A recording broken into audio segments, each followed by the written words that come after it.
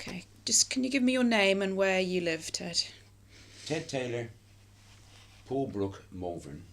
Yeah, that looks just about fine. A tiny bit closer. I can always move it as we go along. Ted and Jill Taylor, Paulbrook, Malvern. Lovely, and we are recording on the 5th of January. This is the first interview for the Worker Story, and we're in Ted's home in Malvern. Right, that seems to be working fine, so we'll start. Let's go right back to the beginning, Ted. Tell me a little bit about where you lived when you were growing up and your home life. Okay, I grew up in Malvern Link, in the parish of St Matthias, Crest Hills Road, and lived there. I was the youngest of 8 children, and sadly mother died when I was 11, but we all kept going towards and through the war.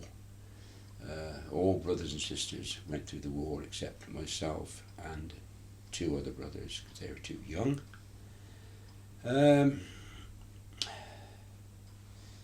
Did you go to school locally?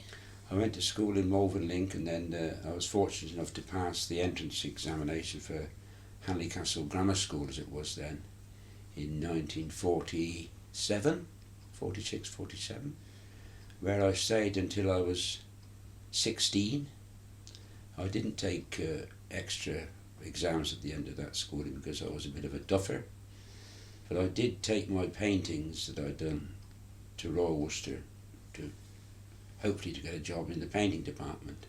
So was painting something that you enjoyed and excelled at school? I enjoyed pencils and crayons, which are pretty scarce, as you can well imagine after the war. And was that something that you did at home in your spare time? Were you one for sketching and doodling? Because there wasn't a lot else to do. There were no computers, which I play on now, of course. Where were we? You knitted that out, can't you? Yeah. So you like painting. Do you remember a particular teacher, an art teacher, who inspired you? Not really, but the art teacher was a man called Martin Royce, who there are some people around Malvern fortunate enough to have some of his landscape work. It was very nice. But I wasn't really that big into art. I was quite big into music at a very early age, father having been very musical, and there again most households had pianos and harmonicas and ukuleles, because there was no home entertainment centres, of course. Did you play an instrument at that stage? Yes, I did. I played the ocarina, which is a flute type thing, and the harmonica, or mouth organ as we called it then. There was an American presence in Malvern, several army camps and rehabilitation camps in Malvern for GIs, etc. And of course, having 3 sisters, they were young and pretty enough to do what they all did, go and see the Yanks, as we called them. And I had a marvellous military plastic flute off one of these Americans, which was perfectly in tune with it was a beautiful little instrument. And I treasured that, but I lent it in later life to a clarinet player so that he could feature little bits of this in his playing. And I sadly never saw it again. But there we go. So going back to your it's obviously an artistic and creative household with music, with art going on, and you obviously thought that you might have a future in the art world in painting. Exactly. So how did you get to Royal Worcester on the occasion that you took your paintings down? Mother having died, and I was 16 at this time, my eldest sister was running the show at home, Peggy, and she cajoled me along and insisted that I've got to go get a job, which I did. I went to Worcester on the bus with a sheaf of papers and met the personnel people there and left my work with them for whoever to scan and look over. Sadly, they weren't up to standard and didn't have the inclination to become a painter, but they did offer me a job in this previously unknown to me trade of engraving. I couldn't see where it fitted in with the ceramics.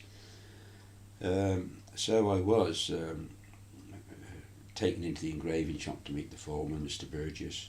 So just taking you back, they Yes. actually told you that on the morning that you met them? No, they contacted, we didn't have phones in those days, a letter came saying that my work was considered unsuitable, but we could offer you a job in the engraving department,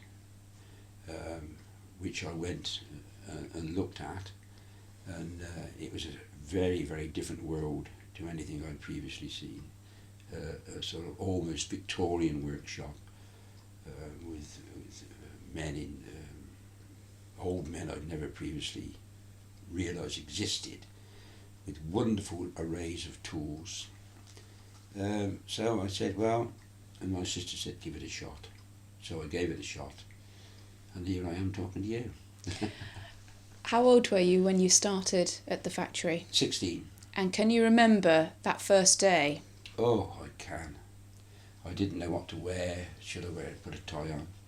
So I put a sports jacket and flannels were the de rigueur in those days. So I wore that sports jacket. I just went and put myself at their mercy. Presumably you got to work on the bus again. No, that time was steam train. Yeah, and I found that a lot of people travelled from Malvern and Cornwall, Ledbury, Malvern, and all the little stops between Malvern and Worcester, Bransford, Stocks Lane, Boughton Holt. They all got on. So I quickly established a good sort of circle of people. I'd go into the same carriage each morning and see the same people, all having their cigarettes. Sad to say. There we go. And you'd arrive at Foregate Street. Yeah, Foregate Street, yeah. And walk down to the works. A great surge. We're heading for that factory, because it was a particular end of the town by the cathedral, and there were bikes, pedestrians, one or two motorbikes, but certainly no cars for employees. No, it's all done on foot, and we used to buy a weekly ticket. So we just showed the ticket to go through, but they got to know our faces. I can't remember what the ticket cost, but I thought at that time it was a lot of money to pay when I was being paid £2.33, £2.6 a week when I started there.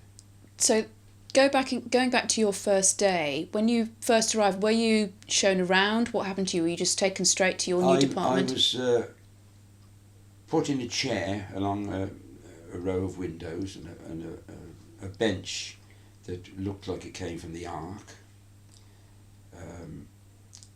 And I was put there solely to get to know the man that was going to train me during an unbound apprenticeship. It wasn't bound. There was no signatures for an apprenticeship, because, quite honest, it was a trade you never stopped learning.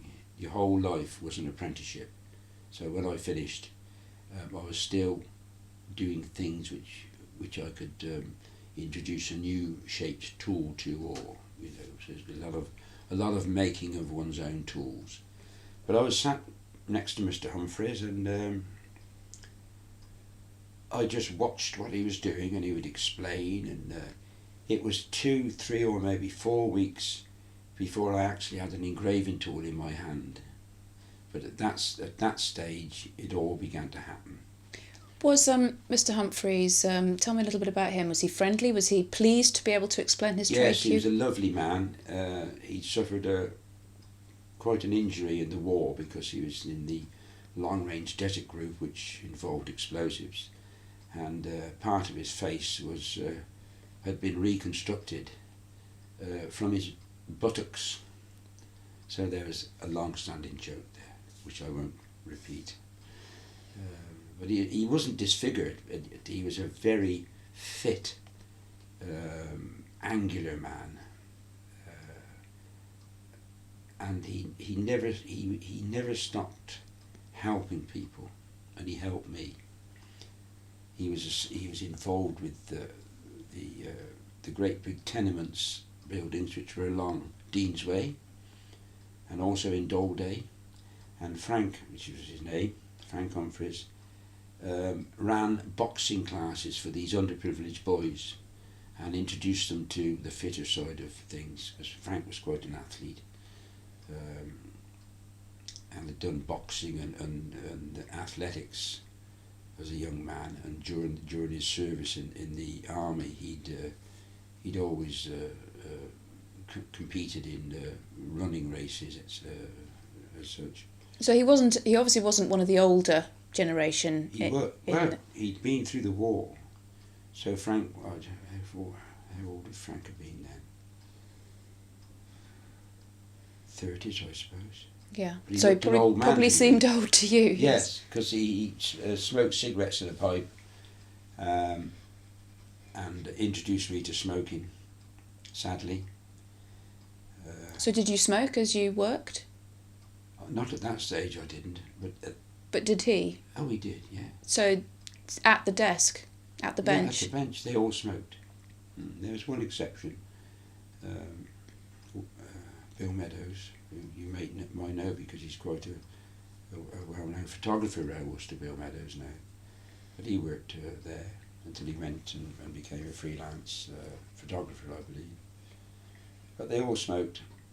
So can you sort of almost take me back, looking around the room when you were there in your first few weeks, age 16, what you would have seen, what it would have felt like, what it would have smelt like? It smelt of turpentine and varnish. A special sort of varnish was used a lot in that department, because in engraving a new copper plate, a flat copper plate, a brand new piece, to get a pencil image on it, you needed to varnish the whole thing with a light varnish, and it was dry within an hour or two, and you could then begin to construct your engraving using pencils and little scribers, so that you made impressions onto the surface of the copper. So that this pervading smell of varnish, lovely smell. And Jill, my wife, could smell it in later years when I came home from work. She said, "Oh, I love that smell of varnish." We cleaned the coppers with turps and other things. And smoke, presumably, if everybody was smoking. Smoke. God, smoke. Well, they used to, the senior men, particularly Mr. Burgess, the foreman, he would have a detachable collar, which as soon as the first thing he did when he got to work in the morning was to detach the collar with the collar studs and put it under a little piece of paper on the shelf, so that it wouldn't become contaminated with the nicotines which was floating around the room. And this wasn't common to the engravers. Everywhere you went, people smoked. And really it's a bad subject to be talking so much about, really. But it's very interesting, you know, the changes. Oh, yes. And the atmosphere that you worked in, and as a young lad, oh, yes, breathed in. Yes. How many of the engravers were there in the room? 9 in that room, and there are 13 in total engravers. One man worked at home in a shed because he had TB, Harold Cockbill, a fine engraver. 2 men worked nearer to the printing department where they used our copper plates, and they would liaise with us directly to the printers when they wanted something. If a copper plate got damaged in use in the printing department, it needed to come back for a bit of surgery, a bit of spot repair, which was always being done because it was a very flourishing department. There were 2 floors on the factory full of big hand presses, and they were printing from these on flatbed presses all day and every day, producing transfers from the engravings onto tissue paper.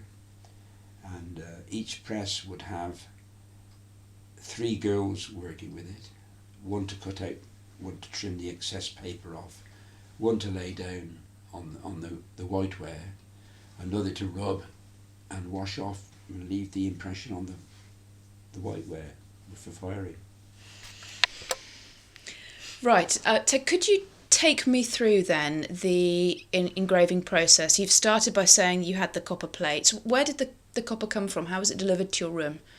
The copper came in 2 foot by 1 foot sheets from Stoke-on-Trent, a copper smelter producer, and they supplied the whole of the ceramic industry with this beautifully surfaced copper, and it had a film of oiled tissue over the top of it to protect it in transit, and it was always double and treble wrapped with old newspapers, so that when we got it unwrapped we could read the Stoke Sentinel, which we often did.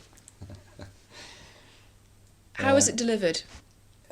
And how it was often? delivered by van, and we would order on demand. We would order maybe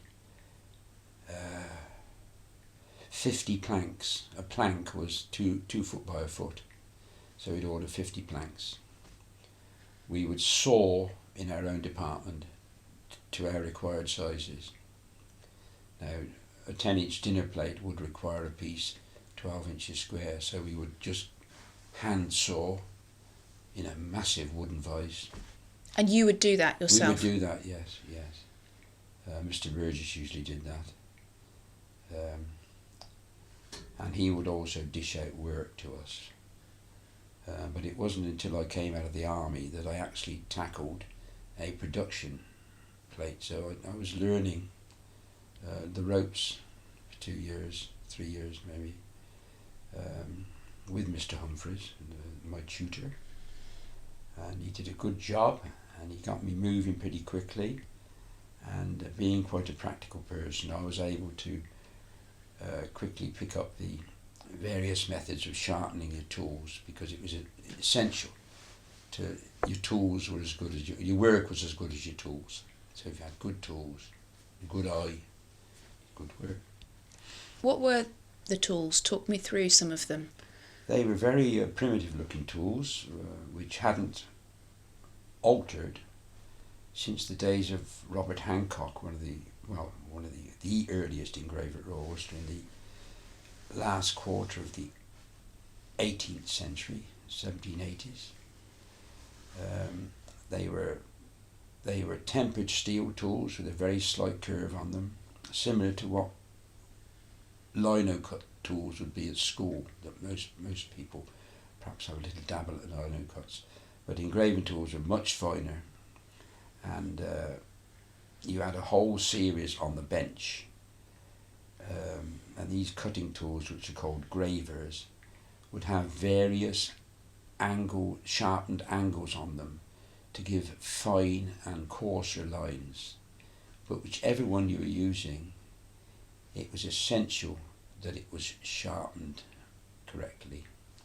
And if you had a good tempered piece of steel in this particular tool, copper being quite a soft material, the tool would keep going for a long, several days of work.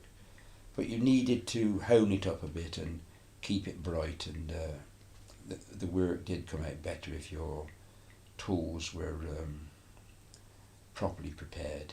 Did you sharpen them as you went along, or did you stop, go and sharpen all the tools, come back to the bench? You needn't leave the bench. You had your carborundum stone on the bench. Everything was to hand, so you could go there at 8, and apart from toilet breaks or stretching your legs, you could stay there all day, and you needn't go anywhere else. You could just sit there and work away, which is what happened, of course. Perhaps I shouldn't mention this, but 2 or 3 of the older men in the department would actually nod off in the afternoon. But that's another story. At their bench? At the bench, yeah. Which isn't surprising if you're not getting up and moving around. And we had steam heaters in there. The whole factory was heated by a very archaic steam system, which used to rattle like the devil when it was switched on in late autumn. But we'd leave it on all the winter then. It was very hot, that steam heat. So that's what made them drowsy, I suppose. They would nod off. And what about the lighting, you must have had good lighting because of the work you were doing. We had Anglepoise lamps, which looked to me, I said to my brother when I came home, I said, I'm sure they're using ex-military lamps, because they were sort of khaki green with a 100-watt bulb in, and they got very hot. But a hangover from the war was that bulbs were so precious that they were actually marked, scratched on with the number on the brass ferrule, the bayonet of the bulbs, so that if I had a bulb go, I would get a chitty from my foreman to go to the stores, and to change that bulb it had to have a number on it. Mr. Mann in the stores would not give you another bulb until he had a numbered one back, which was faulty. How amazing.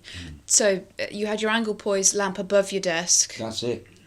Tools laid out. Behind you in the winter was blackness. So if you came into that department in late afternoon in November or December, you would see these 6 or 7 glowing lamps with men getting down to it, waiting for 6 o'clock, I suppose. So pools of light in a otherwise That's it, yeah. large dark room. Yes, it wasn't until later on that we did have in that room a strip light fitted. Better or worse? Well, it didn't affect the work, because I mean, even now if I do a little bit now, I've got a little like office upstairs. I can go up there and I have to have a little spotlight on the area I'm working on, because the area that you're going to be working on at any given stage is no bigger than 2 inches square, because the work was very concentrated. Even though you did have big copper plates to work on, say for a 16-inch meat dish, that was a big piece of work. You would only be working on one small area, which you would turn around as you progressed. So we were talking about the tools, and yes. You were saying that you had the means to sharpen them at the bench. You didn't have to move away from that. So did you sharpen them as you went along? If you felt it was not performing as it should, you just gave it yes. Sometimes there would be an exclamation and perhaps a bit of a damn it or damn this going on, and a bit of swearing. And that was always a sign that the point, without any warning, the point of these tools could suddenly ping off. You couldn't see it. It was just minuscule. And the tool would skid across the surface and put a fine hairline scratch on it, which had to be removed before printing. So at that point you'd sharpen. But a lot of the people, including myself, would sharpen before we would preempt the point coming off, and we would keep a good point on the tool we are currently using. After outlining your piece of work, the great fun of engraving was beginning to build up the 3D image, put in lights and darks, particularly in heraldry, which I did a lot of and I used to love. That was the good part. After the initial outlining, and the foreman would vet your proposal, your idea, and he'd say, yes, that's okay, go ahead with that then. And then the fun would start, putting the beef into it, because it couldn't be scratchy work, because it wouldn't reproduce in the printing process. It had to be firm and positive work. Nothing left out. So if it wasn't there, it wouldn't print. If it is there, it prints. So you can imagine that over the many, many years, there have been mistakes have occurred, and they've gone through the printing process and been printed and fired. And presumably some of those pieces will exist today. And are probably quite valuable because of that mistake, which is rather a bizarre... It is really, but there was never any glory attached to the art of engraving. All the glory went to the hand painters. So you were the bottom of the pile, were you? No, not really. I mean, we were all over the potteries, the unsung heroes of the potteries were the engravers, right through the early Victorian and before, right through the Victorian era. There were ton upon ton of the most remarkable work done by unheralded men. And I've recently been back to the factory to sort with Wendy Cook, and it is staggering the amount of beautiful work.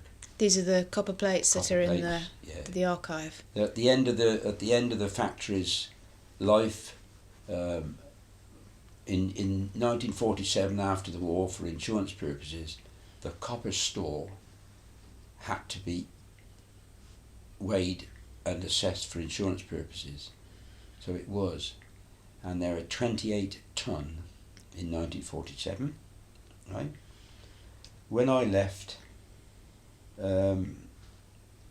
we assessed or guessed that there would probably be another 4 ton added. So you're looking at 32 ton plus of work.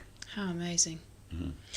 So, got so many questions, don't know where to start, but going back to the tools, were you given those tools when you first started, or did you have to buy your own tools, or how did you build up your tools? Well, my interest in heraldry started very early in my career there, and if anyone was engraving heraldry in the department, I would go and have a nose and ask a few questions when I got more confident. And my brother, being in the motor industry and engineering, he got me 2 sets of dividers, which I still have, for 10 and 6 or something like that. So that's the only thing I bought. All the rest of the tools were kept. The new blanks, as they were called, the gravers, the blanks, were kept in a drawer in the engraving department. And if you needed a number 4 or number 3 or a multi-line tool, you'd go and Mr. Burgess would sign one out to you, because they were quite precious, or he considered them quite precious. And you had this new blank which you'd had a tapered shank on it which would fit into a handle. The handle would fit in the palm of your hand, and that would be the grip required, and the rest of your fingers would be arrayed down the steel length of the tool. So a wooden handle? Wooden handle, yeah, made at the factory.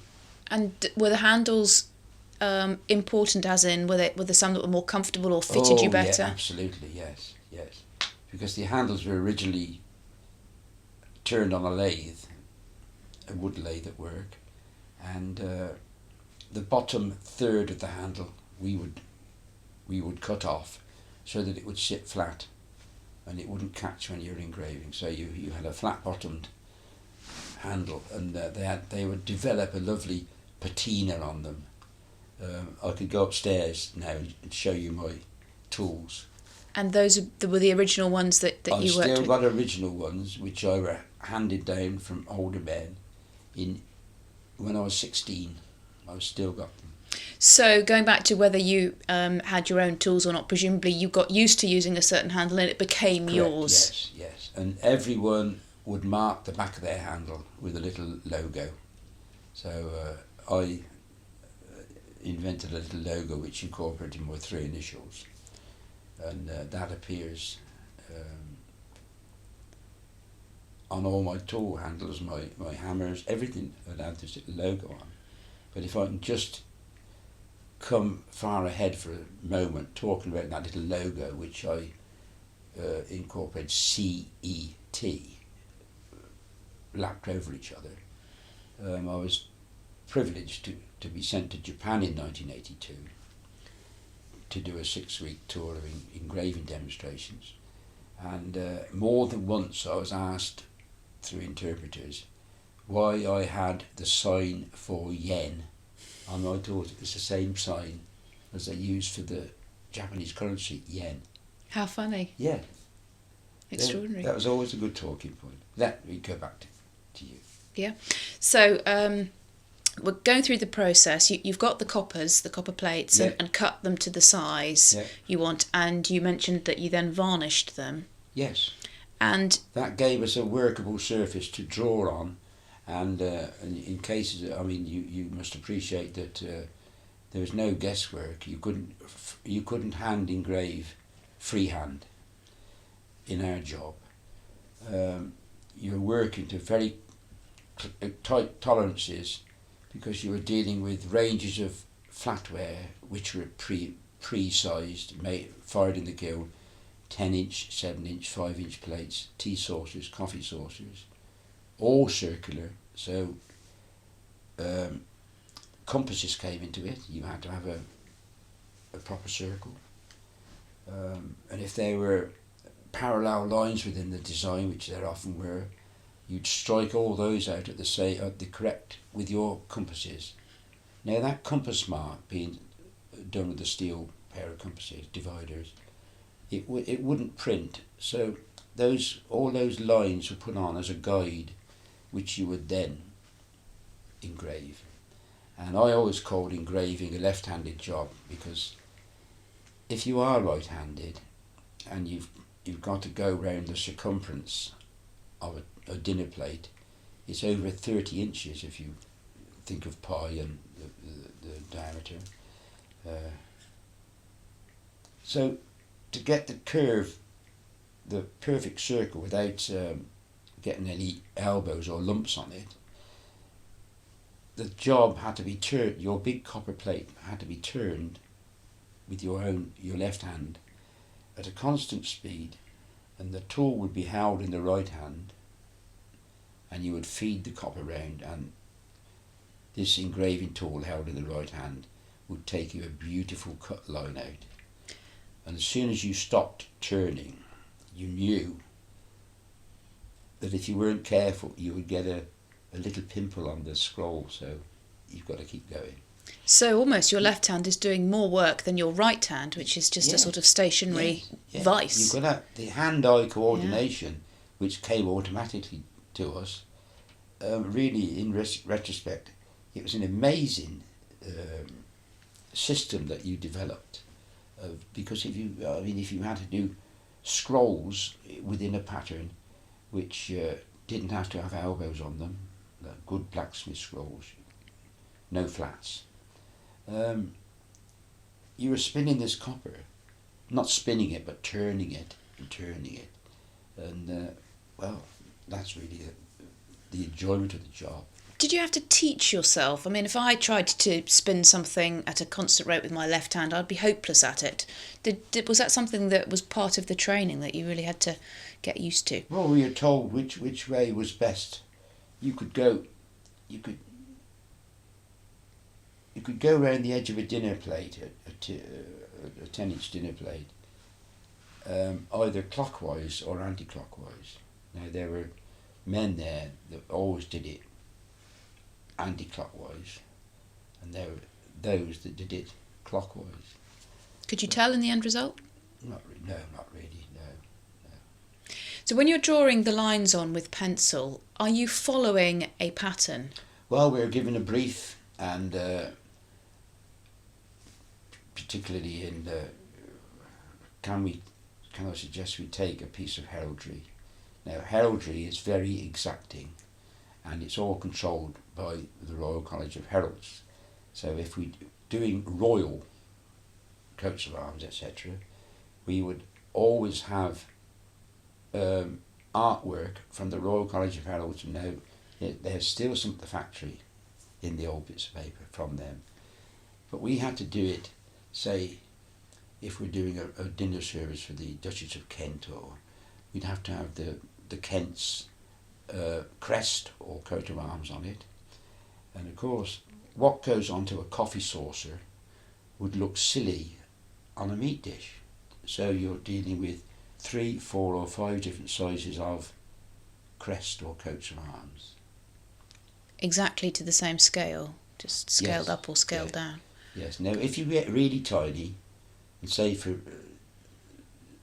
being silly, if you had to put one on a thimble, you would have to leave, it would be up to the initiative of the engraver to leave certain elements out, but it's still got to look like the large one that you'll do.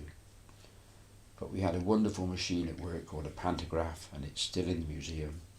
It was a 4-way expanding rubber sheet, very, very cleverly constructed in Victorian times, which enabled the engraver, when he had done a large size coat of arms, he would take a print from that large size coat of arms, which may have been 2 inches tall, and he would apply the wet print to the stretched rubber pantograph and give it a good rub so that the image went onto the pantograph rubber. He would then wash off the backing paper so that the rubber had just the image on it in wet ink. Then you could wind the handle down through a series of beautiful old handmade bevel gears, and the rubber would shrink, bringing the wet ink image down to another predetermined size. You could then take that image off with another piece of tissue paper, lift it back off, and while it was still wet, apply it to your copper plate, and then you were ready to engrave a smaller size or a larger size, whichever way you'd stretch the machine. Fantastic. So you could do with a touch of a button these days, but in those days, that was an ingenious method of enlarging. It was, and I personally researched that machine because I was so impressed with it, and it was patented in 1864 by, I can't remember the name, but it was a wonderful machine, and it's still there. Did you pencil in every line you were going to cut? No. If we had to engrave, let me say, a bouquet of flowers with leaves. Now, anyone that paints or draws a bunch of flowers, there are some leaves in darkness, some leaves in semi-darkness, some with graduated tones across them. Now, these tones are achieved by clever use of what's called cross-hatching, which is putting a series of lines in opposing directions with your engraving tool to produce a dark or a medium or a light tone. You with that one? Yep. To get very fine changes of tone, there was another aspect to engraving, which was using single dot tiny punches and a tiny beautiful little steel hammer, and you would punch a series of graduated dots from nothing, from infinity, going into the depth of the leaf. And you can imagine each little hammer tap raises a slight burr on the surface of the copper, which has to be eliminated when you've finished, so that there's nothing which will catch in the printing process. So everything has to be flat. But these very fine punch dots, that was an acquired skill which didn't come easily. But I can tell that this is the bit that you loved, the finer detail. Wonderful. The finer the better.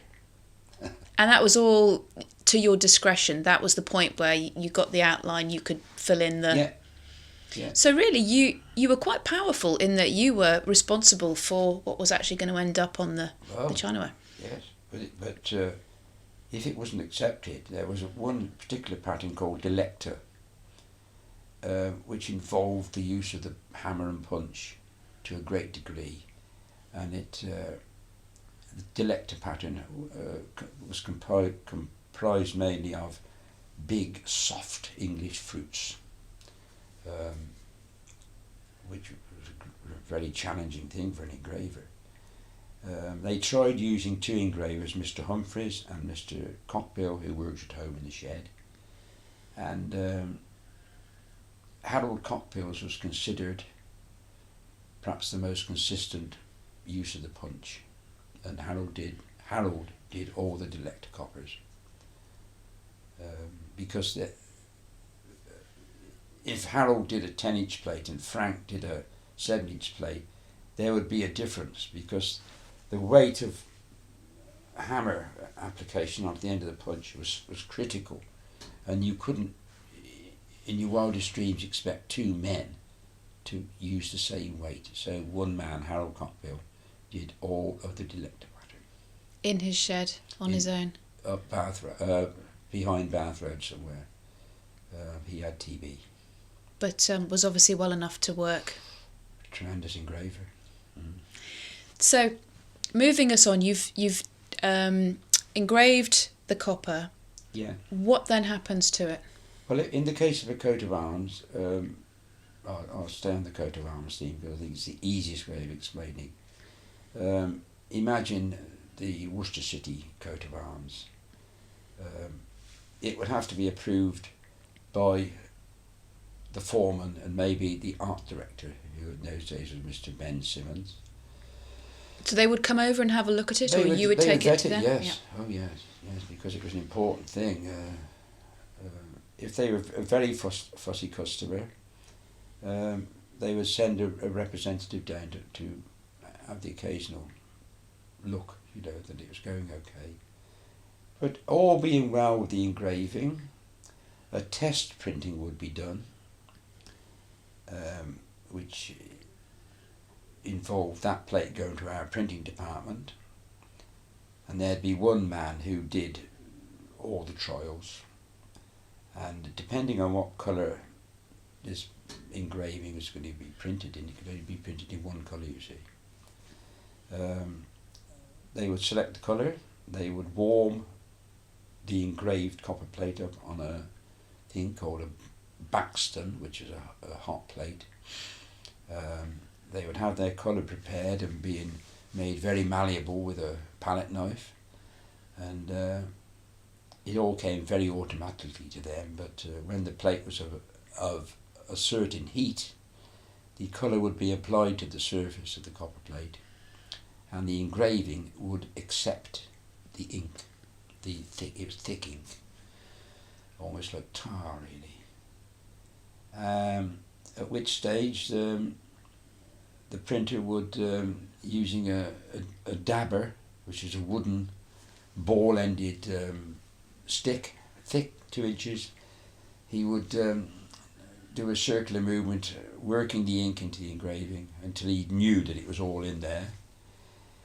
The next stage would be he would use a very broad knife called a spud knife, and he would remove all surplus ink from the top surface of the copper, leaving the ink in the work.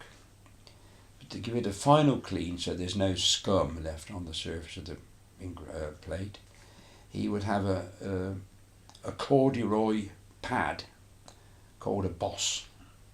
Now this pad had a piece of wood sewn inside it so that you could get a good grip, and he would boss very lightly across the surface with his corduroy thing and take all scum away, at which time the plate was perfectly clean.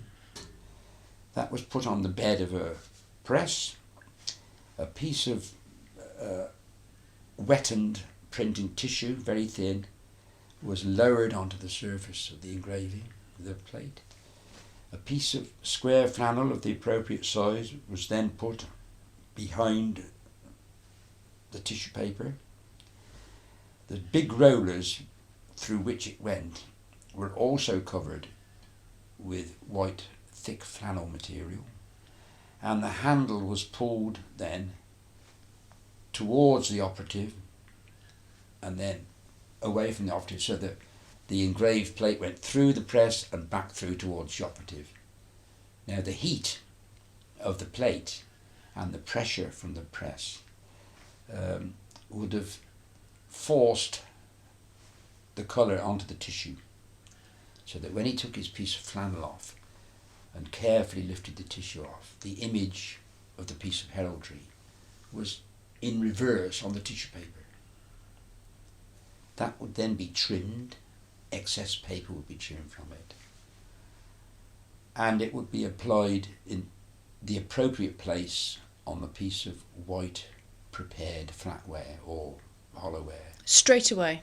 Straight away, that piece of whiteware would have been varnished and dried in an oven, so that the varnish would then extract the image off the tissue paper. That tissue paper image was given a little rub with a soft sort of stencil brush, soft brush, and a nice natural piece of sponge was used in cold water to tease the backing paper off, so that you were then left with your beautiful piece of heraldry on the appropriate piece of whiteware. So as you can imagine, a banqueting service being done to feed 30 people at a time. You can imagine the amount of engraving done. You'd only need one plate with all the sizes for the meat dishes down to the coffee cups and saucers.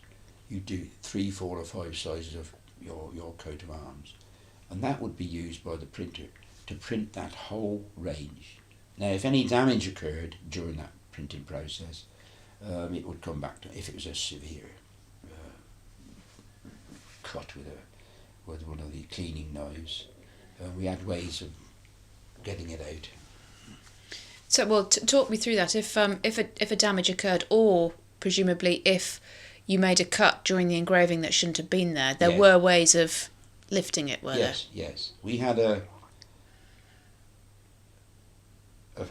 very flat-surfaced anvil, and it was forbidden by anyone to disturb the surface of that anvil. It had to be dead flat, and it was beautiful. We had 2, only 6 or 7 inches square.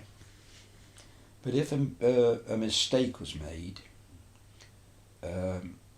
or a bad cut occurred, we had a pair of pointed calipers which we could hold across. They were long-legged ones. We could hold it across the engraving so that one point was on the front edge side of the plate and the other was on the reverse side of the copper plate, so that when you located your error on the front, you didn't make another mark on the front. You just pressed the back caliper leg and made a small mark on the back of the copper.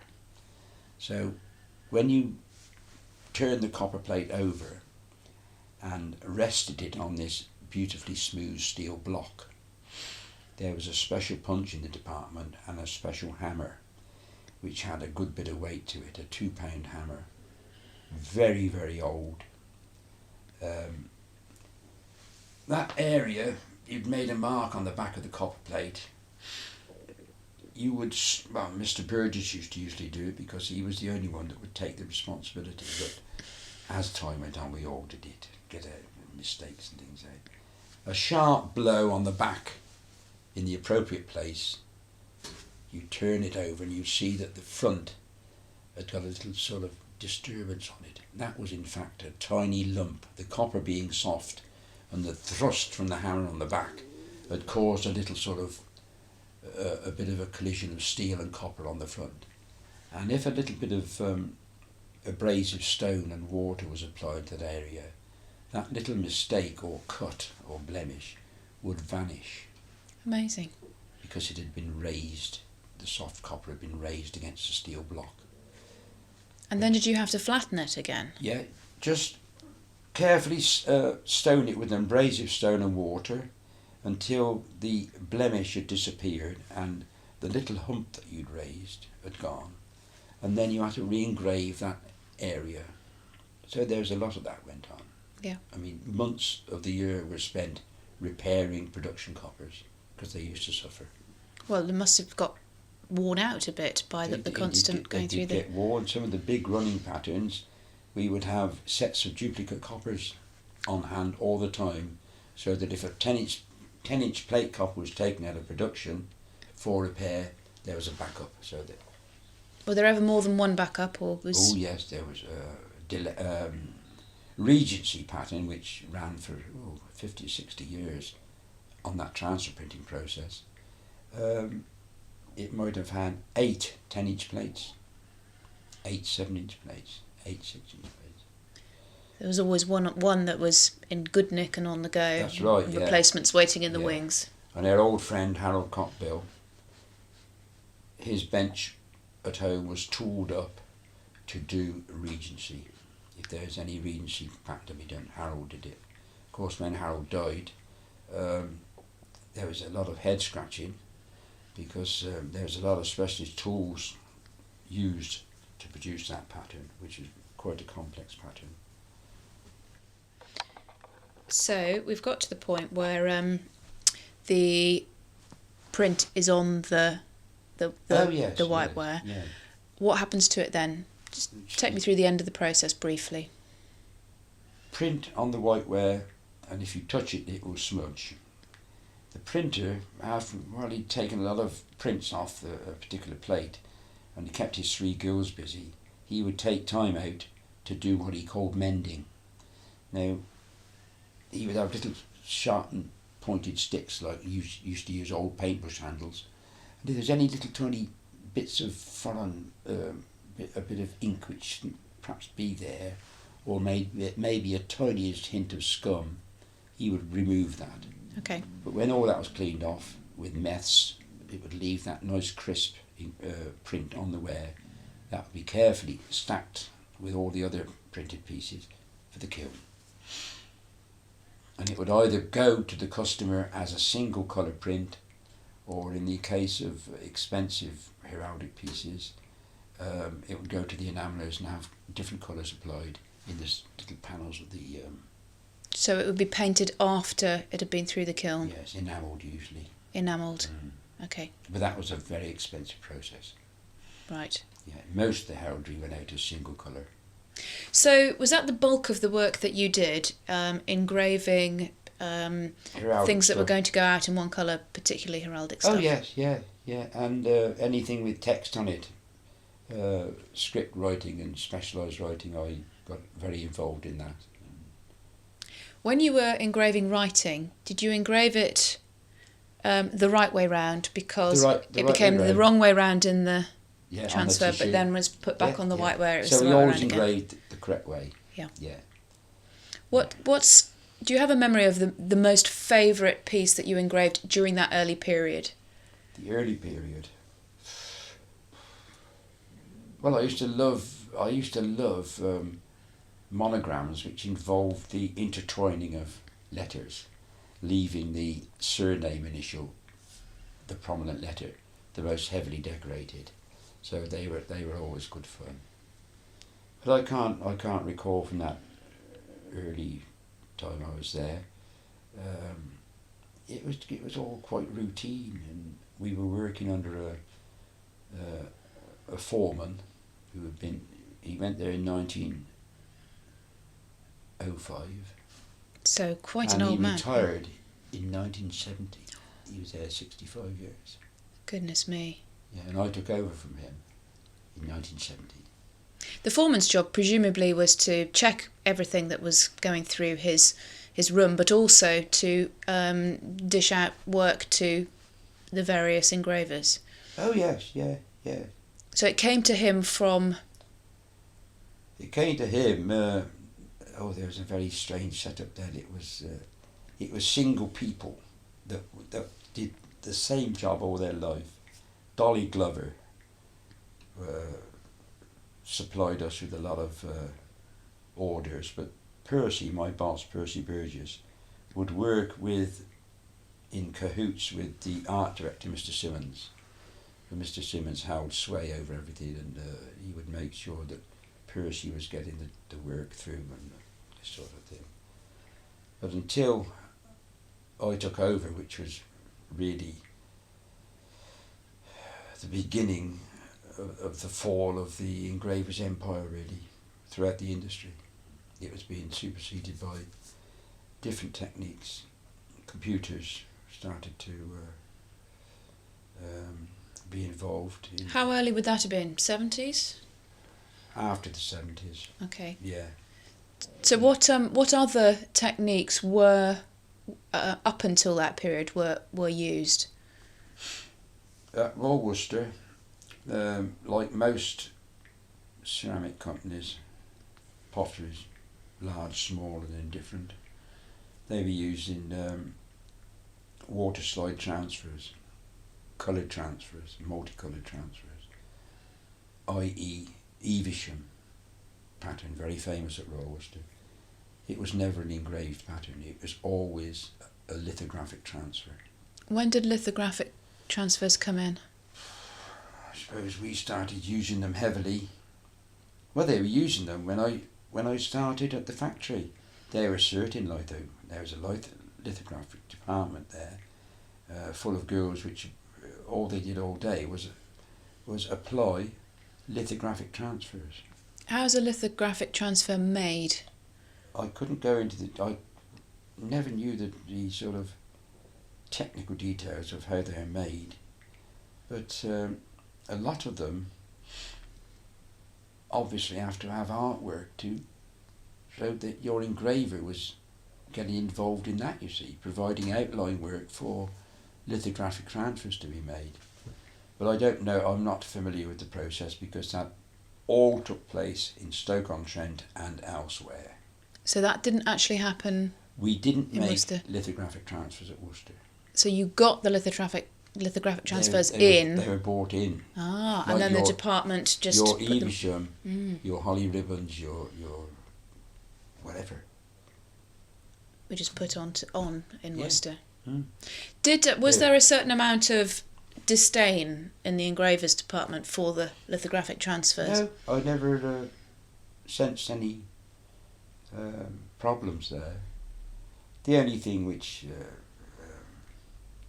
upset me in particular was the advent of the computer and the futile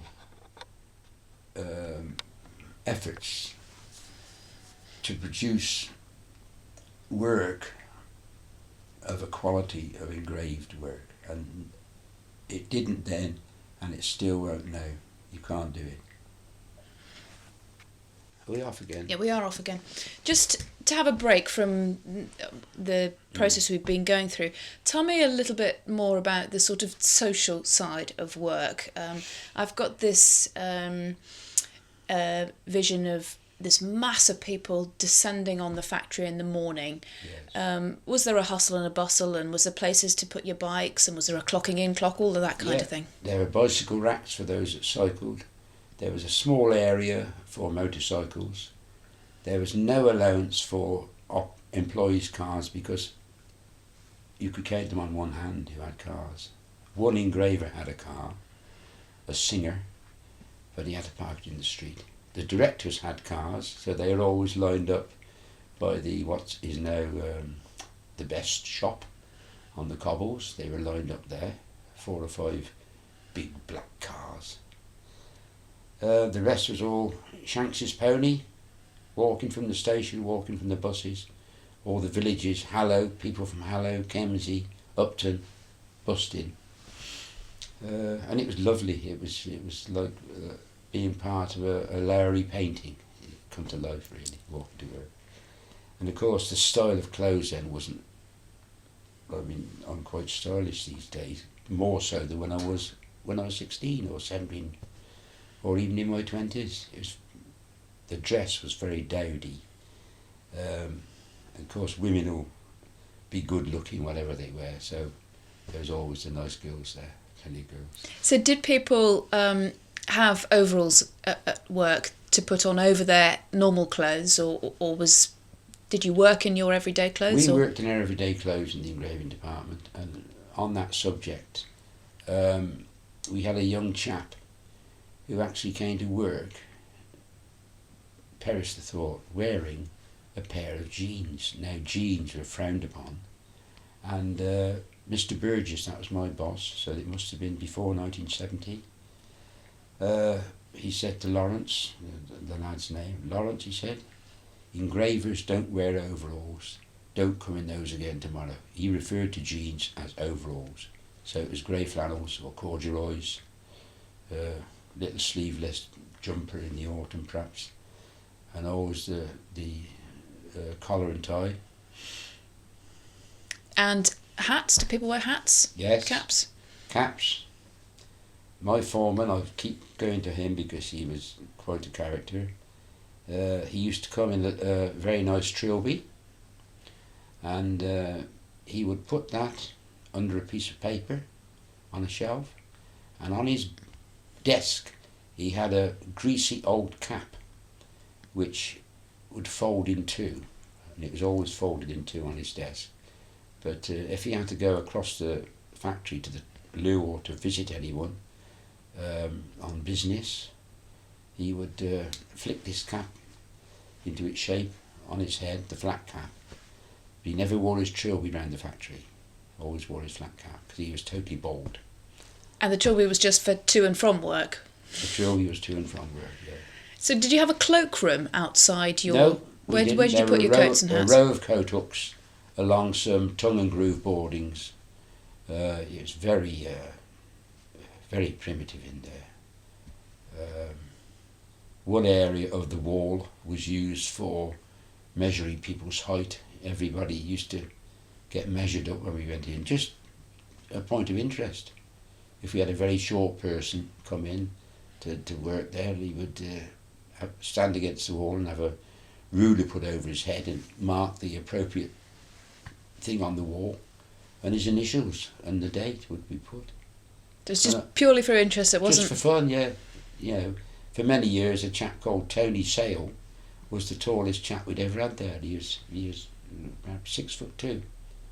Are those, as far as you know, markings still on the wall now? Well, I've talked about this to my wife and other people, how sad it is that the most of the properties, most of the buildings are going. So all these lovely little pieces of history will disappear. Yeah, all the hidey holes, and they'll all disappear. The hidey holes? Yeah, where people used to go and sit and illegally read the paper. Because prior to the time I started at the factory, it didn't happen when I was there. Even when I was the youngest man in there, I never had to do what I'm going to tell you. But pre-war, pre-Second World War, the youngest person in the engraving department was detailed to read the newspaper for an hour every morning to avoid having all the others read the paper and waste time. So the youngest read the paper and then related the news? They'd carry on working. Oh, read it to the department? Yeah, out loud. Fantastic. Yeah. Do you remember people disappearing into cubby holes to... There were hidey holes all over the place that illicit things went on. So you leave that to your imagination. Well, I imagine, you've got a workforce with a lot of young men and a lot of young women. There was a lot of courting going on at times. Absolutely. I think at its peak when I was there were 1,100 people there. And from that period in the late 50s, early 60s, the numbers began to dwindle, and the factory became inundated with non-productive staff, top heavy, as in most things I suppose, and the number of crafts people began to dwindle. We also had 3 or 4 local companies start up in Malvern. Beam came from America, and they offered incentives for people to leave Worcester and go there. Several of them did, and they had a good working life there with Beam, and one or two other small factories started, not really factories but studios started up doing quite arty stuff, really, figurines and what have you, equestrian statues. Right. So did you feel a decline coming on, or did you not really notice it in your everyday life? I didn't notice it then. I suppose in the 70s and 80s we had the terrible word redundancy, would come round, and there were redundancies over the years. There were three. I was looking at my little workbook before you came this morning, and I noticed 3 sets of initials on the same day, and bracketed redundant today, and that was in the 70s. So the engravers were subject to redundancy.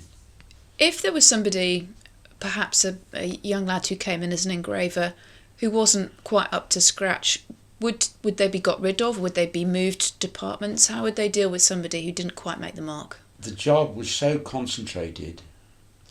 A lot of the young men, and we did have a lot come through there, they got rid of them on their own bat. They couldn't stand the intense concentration that was required for the job, because the first 18 months, 2 years, the engraver didn't engrave a leaf or a flower head or a crown.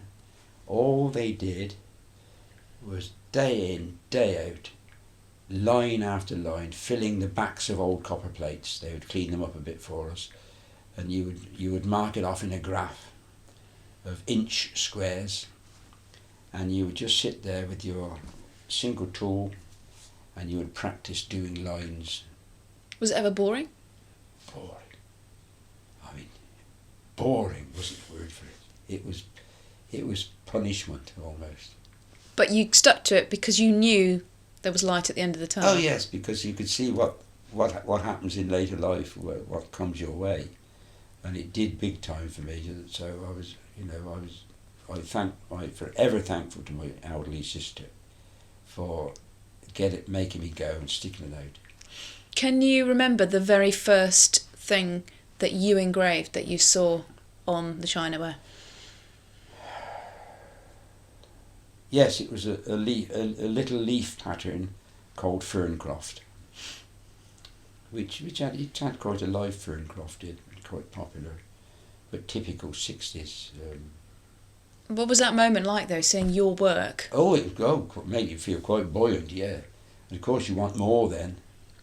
And I was a bit of a go-getter as regarded getting involved in these heraldic things, because they were so lovely to do.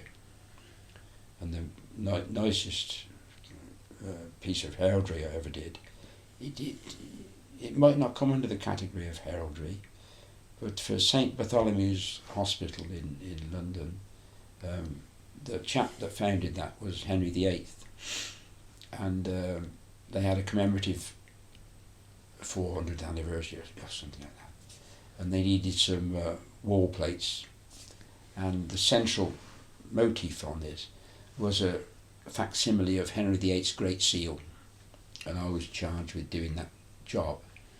And well, it's still on show in the showcase in the visitor centre, that one, if ever you go there. On the back is the number of the copper plate, because they are every job was numbered, and that one is 4444. I've always remembered that.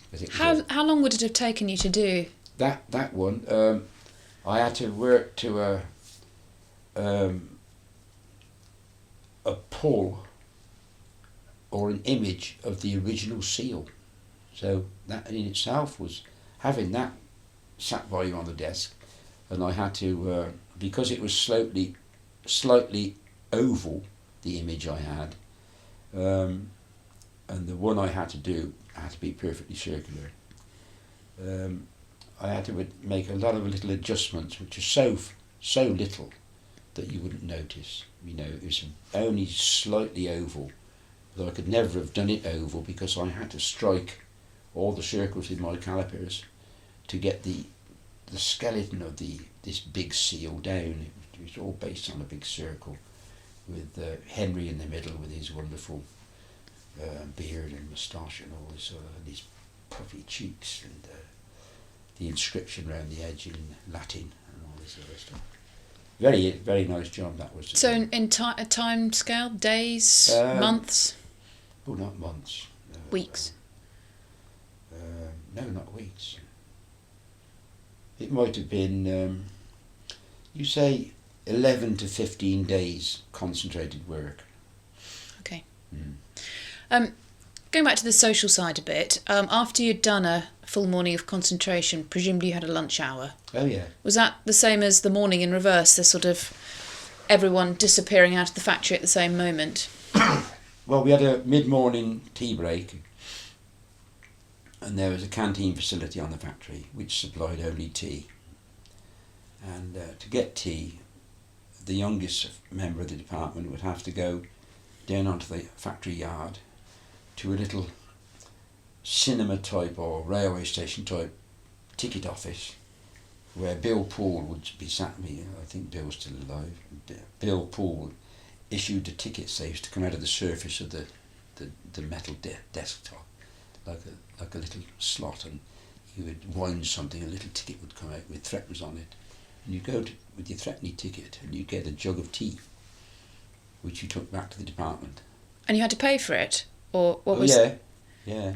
You didn't get free tea. No, we had a tea kitty in the department. You put perhaps, I don't know, threepence a week each, or sixpence a week. I can't remember.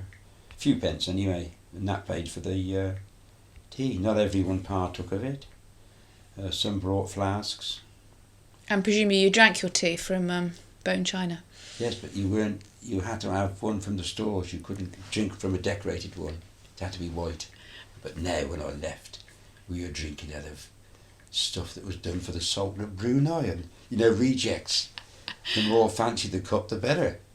Brilliant. So yeah. Did you have anything to eat at that point? No, there just was a drink. we had sandwiches. We took sandwiches, but you couldn't get any food from the factory until years later. There was a canteen facility opposite the main gates called the Works Institute, and the plaque is still on the wall, but that's now owned by the King's School. But that Works Institute did lunches at lunchtime, 1 o'clock. And did you go there? Did most people go there? I didn't. I very seldom went there. There was a workers' area, there was a staff offices area, and there was a little ante-room at the side of the stairs for the directors, with about 5 seats in there, and nobody dared go in there. And we daren't go up to the staff one upstairs. We stayed at the workers one. And you got your hour break, and then back to a tea break in the afternoon. Yeah, perhaps 3 o'clock. I can't remember. 3:15. Another cup of tea.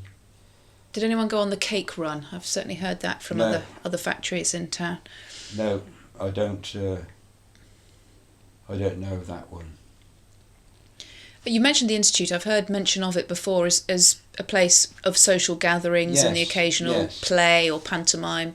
Yeah, well, I can't remember that, but I can remember whist drives every Thursday were there. I didn't go, but Frank, who I mentioned earlier, who was involved in everything, Frank would oversee the whist drives, and he'd arrange for all the tables to be put out, he'd arrange for the cards to be ready, and blah, blah, blah, and he would wangle a raffle prize off the lump man. The lump man was a chap that looked after what was called white lump, undecorated pieces, flatware and ornamental figurines.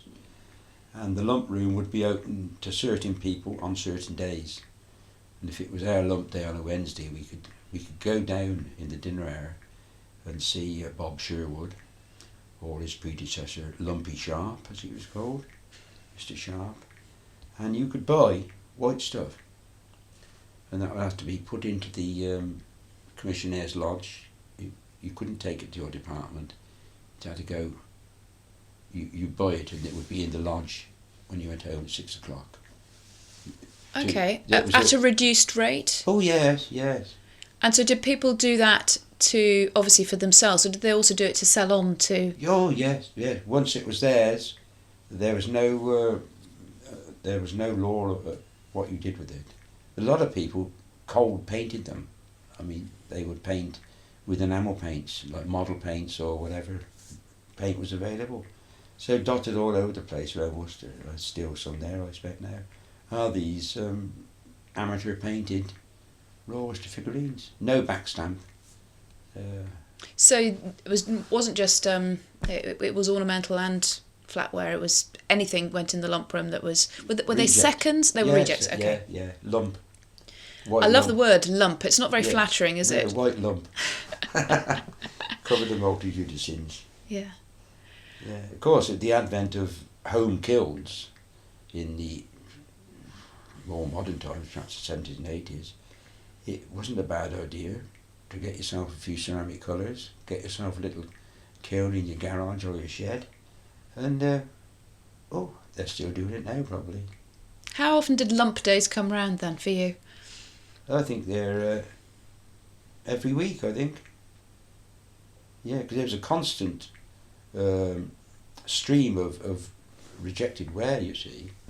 Whiteware with little blibs in which you couldn't polish out or you couldn't do anything with. And so, and also trial ware, test pieces were sent, and I was lucky enough to buy 6 blue transfer printed from copper plates, 6 of the same pattern, but all very, very delicate difference of blue, trying to get a right blue for this particular Williamson's hanging border, it was called, and I've got those in the kitchen now. And I bought those for a princely sum of 12 shillings, which then was 2 shillings a plate.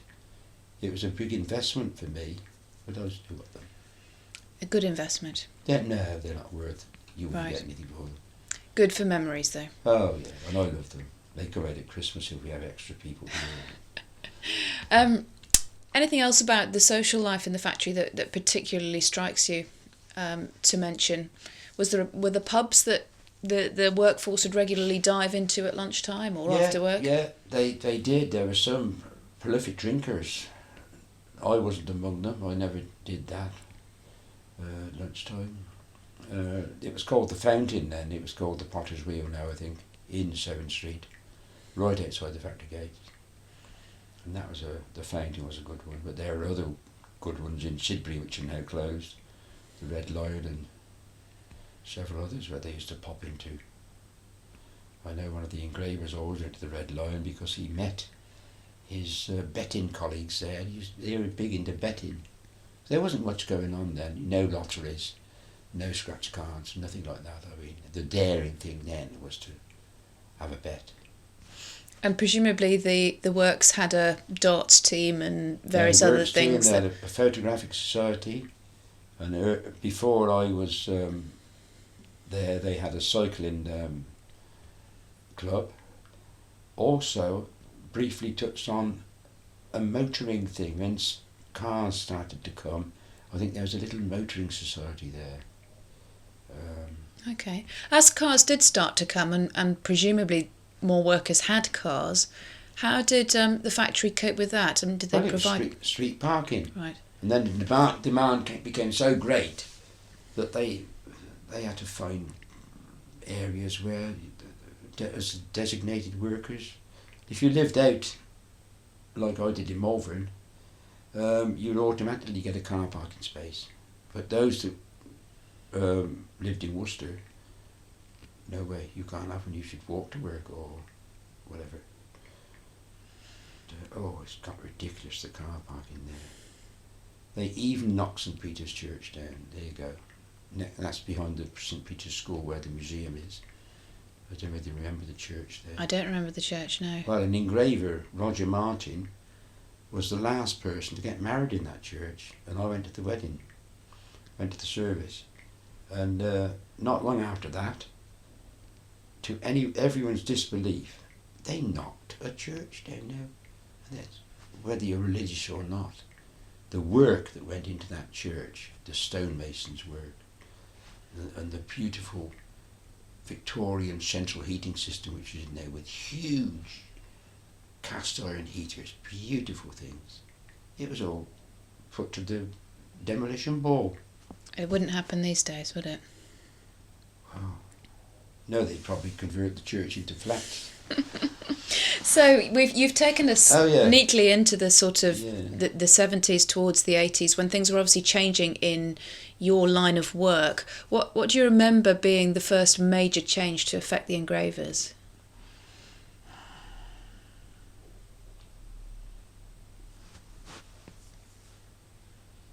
Well, it had been happening for a while. We knew that sooner or later mass transfer printing from copper plates would die out because of the massive advances that were being made technologically in the production of water slide transfers, which were, as self-explanatory, put into water, slide off.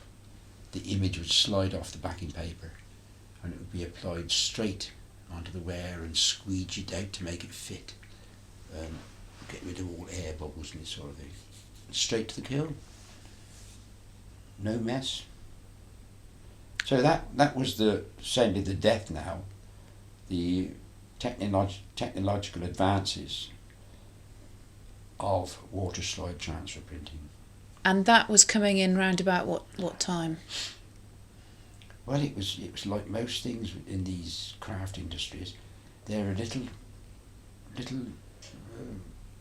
bits of blue sky keep appearing, and oh yes, we can do that. So it's gradually got better and better and better until major companies in Stoke-on-Trent, Johnson Matthey's, Precision Studios, were producing the most wonderful stuff. But we had to supply them with artwork. So did that take over from lithographic printing, or from both lithographic and engraving? Lithographic was the forerunner of water slide transfer prints. So that was being done by the same team of people. A lot of young women with nimble fingers. I mean, to see their work was amazing. Mass production. And the transfer printing method of getting a pattern onto the china was beginning to be considered old hat. You were limited to one colour. Any colours had to be added out to the first firing. It's a very expensive process. But you still had to provide the artwork. Oh yes, for the yes. I mean, were you involved in that? Oh yeah, very much so. There was a lot of artwork done for the people in Stoke-on-Trent, the big factories that produced these water slide transfers. So they can't work on nothing. There'd have to be original artwork for most things. Yes. And that was provided by your department.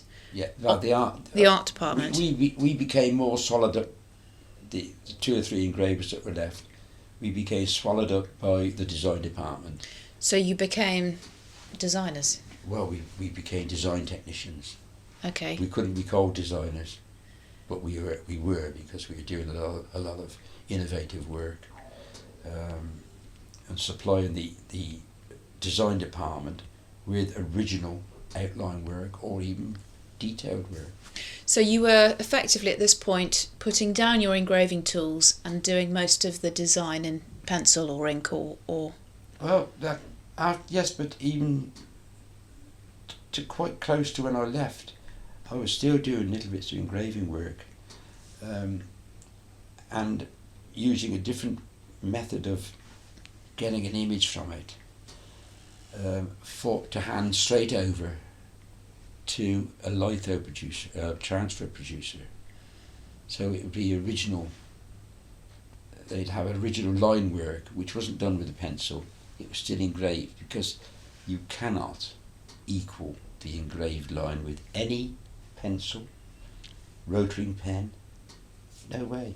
You just cannot. Because it's not such a true line, or. It's so clean and beautiful. And if you've got to do a graduated line, you can go from nothing, and I mean nothing, to quite a powerful statement of a line, yeah. And you can do never-ending, perfect scrolls. Now I've watched these people struggling on the computer, this CAD/CAM system they've got there, and really, was okay for Mickey Mouse patterns, but you get down to the nitty gritty of real beauty, and you sorry, you can't do it. Did you have a chance to sort of protest against change? No, that no. it wasn't as good a No, well, result. we used to tongue-in-cheek remarks occasionally, you know, but there was no animosity there, and I was approaching by that time my retirement in 2000, and Jill said that the computers took over at a good time for me, because I wasn't privy to the use of them, but I used to go down and marvel at what actually it could do as regards reproduction, but it was only reproducing something original which had come from a cleverer person. So what would have been the process if you'd done an engraving, an outline or whatever that was going to go onto the computer? What would be the process of you getting that outline to? Well, I'd obviously, as I previously told you in the last hour, I'd engrave what was required, and rather than fill the engraving with ink and go through the laborious thing of pulling a press over, you still had one there. There was another method of getting an image off called Scotch printing, whereby one had a sheet of plate glass, a couple of foot square, with some black Scotch printing on it.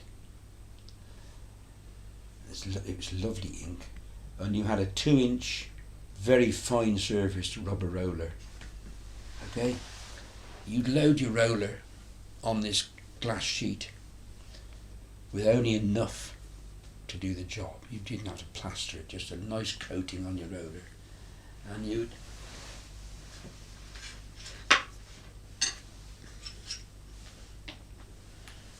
roll it on your engraving like that to get a nice even thingy. Then you had Scotch print paper, which was matte one side. Oh, sorry. That's right. Matte one side and gloss the other. Matte side down onto that inked plate. All this is a cold process, and you could put it through a press if you wanted to, or you could just roll it, take it off, and you've got that image in reverse, white on black, like a negative, like a photographic negative. Give that to the computer expert, and he would scan it into his machine, he would download it, and then he's got that lovely piece of clean work. He can do anything with it. Right. So did that mean that we've talked about in the past you had your heraldic symbol which you'd have to scale up or scale down? Yeah. You only need to do one now and the computer could do the rest? Exactly, yeah. Did you welcome that sort of innovation? Oh yeah. I'm all for progress. Yeah, so I had no problem with that at all. And now that I've got my own computer, which is pretty basic really, I have immense fun with it. I mean, I can now produce on that computer within 10 minutes the most beautiful script writing, Old English, any typeface you want, all centred up, everything's centred up. I mean, we used to have to count the letters on this sort of thing, this old, and work from the middle. So hope that it balanced out at the end. the biggest difference is then being the time saved and the lessening of the quality. Yeah, yes. But as regards, say, the back stamp logos or some text for the back of a plate presented to so-and-so, I mean, the computer is ideal for that. Just type it in, whatever typeface you want. Do you want it centred? Yes, thank you very much. It's centred. Miracle. So as you approached your retirement, were there any other major changes? Obviously the factory was going through a huge time of decline, of work moving abroad. Absolutely, yeah. How did it feel? What did it feel like? Pretty grim, yes. There's a lot of people of my age were not despondent, but a lot of head shaking went on, you know. And I did feel proud of having worked there all that time, but I wasn't proud to leave it when it was on its knees, which course it was. And now I think it's, what is it now? Do you feel proud now, though? Now you can almost put those last few years behind you and look back at... Oh, I often do. I don't ram it down people's throats, but it's lovely to have an opportunity to talk to you and for you to fire questions at me, because a lot of it comes flowing back, but only a small percentage, you see. We've covered a very little. Absolutely. Tell me about any joyous moments in your time at the factory, such as high days, holidays, big visits, times that the factory celebrated together, for want of a better phrase. Well, the big visit took place the summer before I started, in the October, and that was when Princess Elizabeth came to the factory, and I of course saw all the photographs of that, because they were still being developed, and they were sharing, look, I took this down the yard and all this sort of thing with the other people, and I missed out on that. And there's a great big celebratory function at the Malvern Winter Gardens. It must have been the 200th anniversary. Yeah, 1751, 1951. So I started in October 1951, and the celebrations took part during that previous summer. So yeah. And was bicentenary. Was that something that the whole workforce were invited to? Oh yeah. So the management were quite good at sort of involving absolutely. people and Yes. thanking them for their hard work and dedication. Yes, I'm sure they all had a good time. It was all free, of course. Sadly I wasn't there at the free bar. Yeah, look at that butterfly up there, look. In December. Mid-December. January. What about any other? Did you have if a celebrity, a VIP, was coming round the factory? Did you all were you all aware of it? Did you all have to line up and show your work? No, not necessarily line up, but interestingly enough, the engraving department was never, because of its the security, not secret work, but development work which went on in the engraving department, and the nature of the work. Visitors were discouraged. We weren't on the tourist trail. If a VIP came, they would be privy to the engraving department. They would come up 2 flights of stairs, and everybody would be coughing and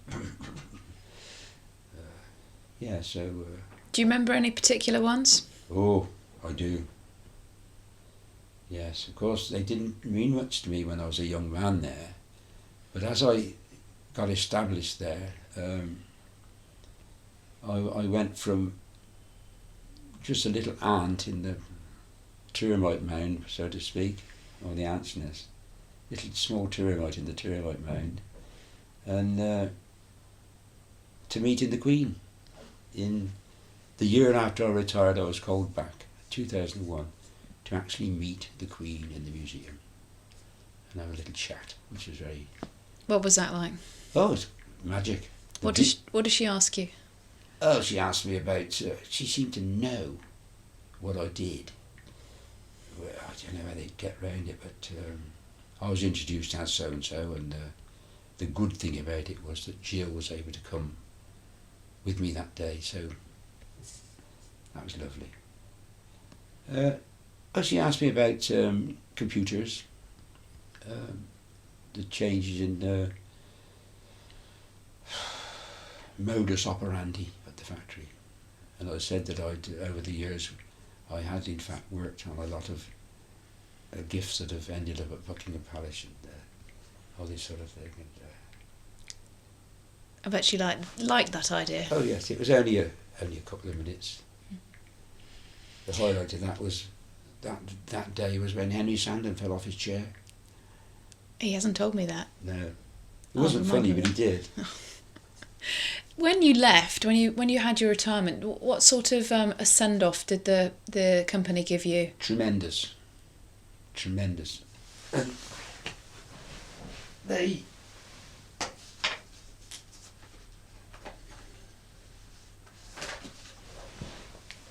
did a little album for me of the day, of my last day there. presentations and whatever. Wonderful. And was there a factory tradition of giving a plate or something like that to people who are retiring, or? Yes, yes. In my case, I can't speak for anyone else. They asked me what I'd like, and well, I said one or two things, and I've always liked so and so, and there was a bit of a sharp intake of breath. That one's sorry, Ted. That one's a bit expensive. The thing I'd asked for was a particular hand-painted fruit piece by Sally Wood, who's the one and only ever fruit painter they've had there. There's more now, I think, but at that time she was a lovely paintress. And well, they came up trumps with a piece of Sally Wood's. Fabulous! I bet you treasure that. Don't think you'll see it on there. Is that not it? Was it? Can't see. Yeah, that's it. Potpourri. Yeah. But the biggest surprise was this. Sorry.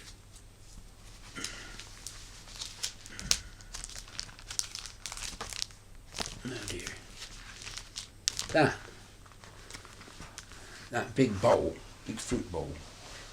Unknown to me, they got one of the technical wags there to decorate a bowl with a lot of the recent work I'd done in the last 5 or 6 years, all lined up, but completely divorced from each other. So there's the border from a Q80 hotel. There's prints from Candlesnap. I'll show you before you go. And that was an amazing surprise. That big, what I call a silly bowl, and all the principal people from my department had signed it in gold pen underneath. So we can't really wash it because we want to preserve those signatures. But nobody will wash it. Lovely present. Oh, it was, yeah. Yes. And I had a big, they presented me with a lovely, good quality watercolour painting set. Lovely. I'd aspired to do a little bit of painting towards the last few years of my journey there, as artwork, little bits of graphic-y stuff, you know. No landscape, just solid areas of colour. But my job was such that I could work in very tight corners. I still do. Did you enjoy that? Oh, I loved that. Yeah. Which almost takes you back right to the beginning. I ended up doing what I was supposed to be no good at, really. Wasn't that funny? So all those years later, you've come full circle. Yes, but it wasn't. As I said, it wasn't sort of natural painting. It was flat colour, flat areas, graphic stuff, not landscapes. Good. Okay. Tell me what you're doing. Putting on my Bino Mags, which is a double lens which fits on the front of the head, like a watchmaker might wear. Was that made for you, or did you? No, these are commercial. Yeah. This pair I have on here was £11 in the 80s, no 70s. The pair, which are downstairs, cost £99, exactly the same thing, from David Waring's in the High Street. And you would wear this from the moment you started work to... Oh yes, yeah. Well, I'd be lost without these. Absolutely lost. How much do they magnify things by? 3 or 4. I've got different lenses I can fit on the front. Okay. Yeah. Excuse the tins, but a little bit down to the... I do a bit of jewellery making as well, hence the piercing saw. I make things. So this is your toolbox coming out. Yeah. So these are all things that you've accumulated over the years. Well, this is all you need. I mean, everything's here. I've got hammers, I've got punches. That's an old oilstone box. That oilstone would sit in there, you see, in reality, sitting there. And that's all the sort of, you smell, that's a good old engraver smell. And what's the oilstone used for? Sharpening these tools. That's a bad one. You can see all these lovely handles. Okay. With your initials on it. All initial. Yeah. And so the metal piece is called the steel, is that right? The graver. The graver, okay. I'm the engraver. And the it's tool the is a graver. And yes. the gravers were made in different shapes and sizes, and they were brought into the factory? They were made by various people. Stubbs was a one well-known make, but the best gravers we had came from Switzerland, and they were called a vautier, V-A-U-T-I-E-R, and impressed on the shank was a tiny clay pipe. That was the little trademark. Why a pipe, I don't know. But they were beautiful. If you had a vautier, which I've got one or two of, they would go on week after week without resharpening, should you so wish. And the factory brought those in for you, the company brought those in for you? They provided those. Yeah. And then you would put it onto your wooden handle and bind it on with some wire? Yeah, we do the binding first, actually. See, that's... You can't see the ends. That's a secret way of putting them on. You slip that in. Yeah. And it won't move once it's in there. No, just make sure it's in tight like that. And she's in. That's in. You called her a she. Are they? Well. Are they female? I suppose it would be. It's a question I meant to ask you actually. Why were there no women engravers? I think it may have been the bodily structure of a woman up front. You need to get right close to the bench. You'd have to have a cutaway bench for some of the larger women, I would imagine. But Spode, I know, did have a lady engraver. These little boxes I'm showing you now contain all my punches accumulated over the years. Some handmade, some homemade, some bought in. And this is what you would use to... Well, some designs had lots of circles in them. So rather than the engraved circles, you had circular punches. You just tap that with the hammer? Yeah, you need to give it a fair whack. You've got to know. And with a large one, as you hit it 2 or 3 times, you roll it round like that, so that the whole of the circle impresses into the copper. But with a little tiny dot like that, you get that in one tap.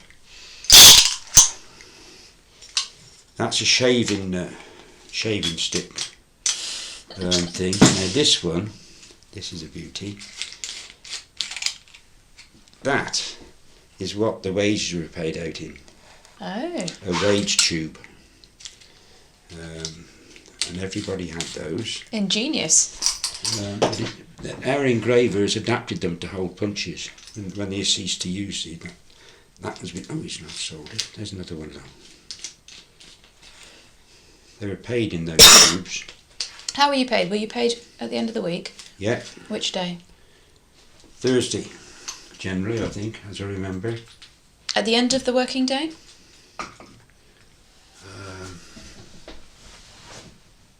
Oh. Yeah, we had little brown wage slips come round by the girls. The girls used to walk around with a tray similar to this, with all the little brown wage packets in. And they would come in, and they'd hand our second out into our room. And Percy or whoever would take them round, and there's real money in there. You know, it wasn't a printed slip that's gone in the bank. It was actual cash. So was it like a wage packet? You didn't have to then take your slip to somewhere to collect the wages? No. It was an actual wage packet with your wage in it. And I think on the front was your name and all that. And then I don't know where they put the deductions, but there were deductions for the recreation club and some.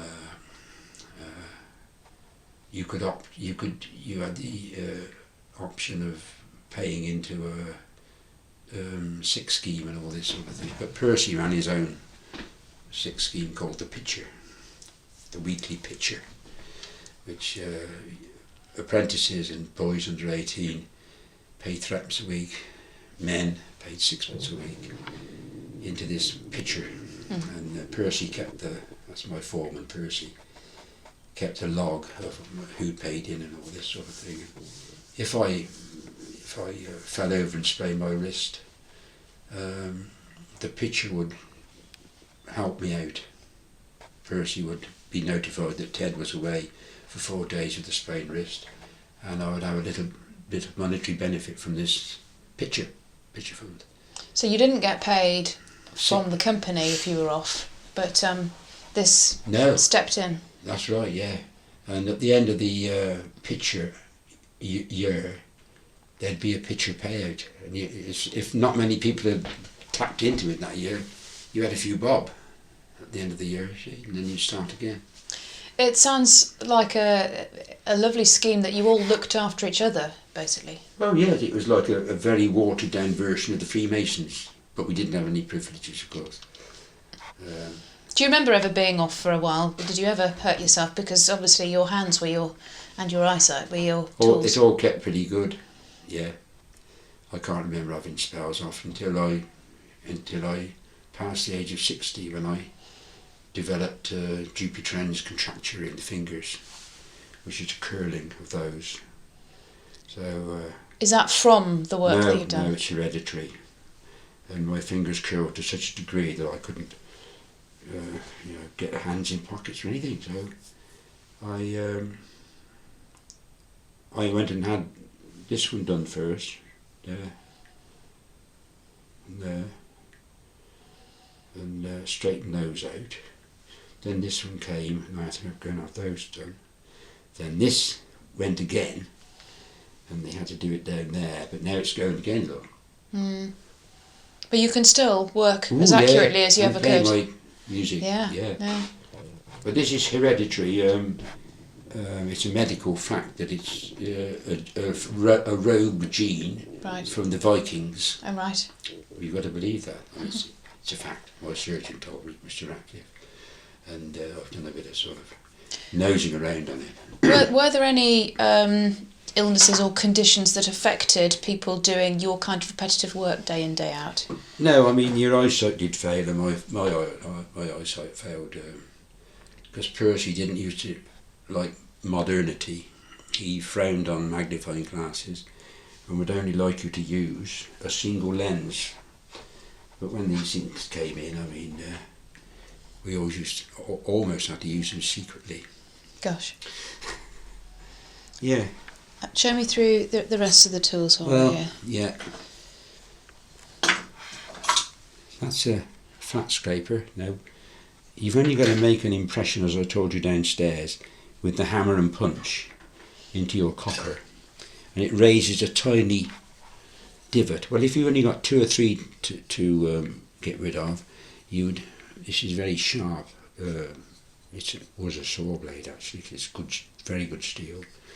You would put a drop of turps on there, and you could, with this steel against the soft copper, you could take the little burr down, the little burr that was raised by the punch.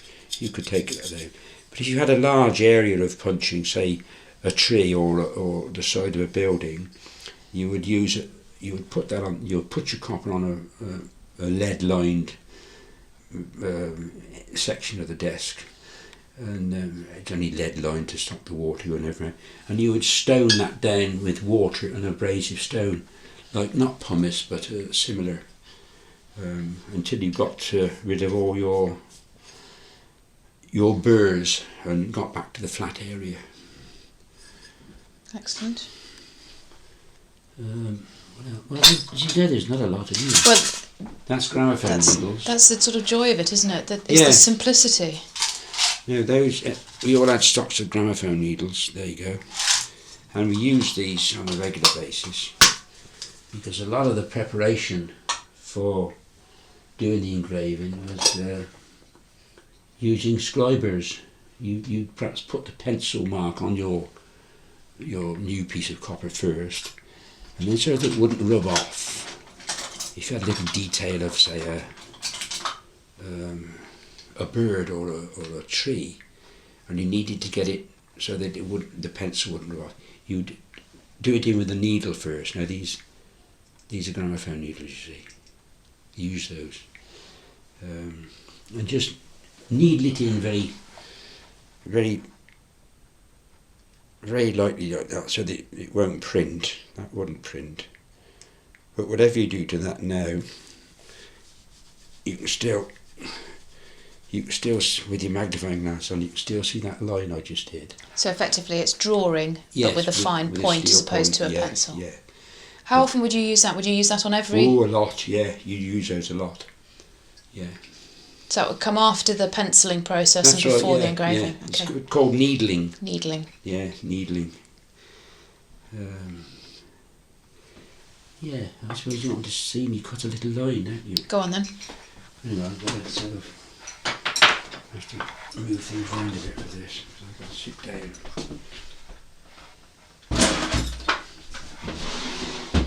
The copper gone, there it is. Now I hope I've got it sharp enough. The sand, what do you call the Sandbags. sandbag that you've put down first? That's to keep it steady. That's to spin on though.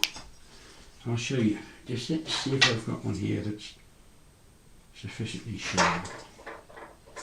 That probably will. To test if the point's okay, you drag it back on the surface and let it catch, you see. See? Drag it back on the surface and it bites in, look, with no weight on it. So the point is good on that. You'll have to excuse this bit of old copper, but you see I've demonstrated things before on numerous occasions. Just clean a little area up if I can, so you can see. Is that sandpaper or...? Yeah, the finest to fine. And did you used to use that a lot? Yeah, it also puts a good edge on these, you know, a good polish. But you know I explained about the left hand turning the work. Yeah. Well, rather than me go round like that and get all tangled up, if I've got to go round the corner, this shouldn't move, but it will on this shiny surface. I've got to go round the corner. Can you see the little piece of shaving coming up? Yes. As I say, this sandbag shouldn't move. You're doing a circle. Well, I'm doing a bit of a spiral. Yeah, spiral. The little shaving's just pinged off. Yeah. Leaving the perfect line. Yeah. And you couldn't get that as clean with any other way? No, believe me. I believe you. Believe you. Yeah, that's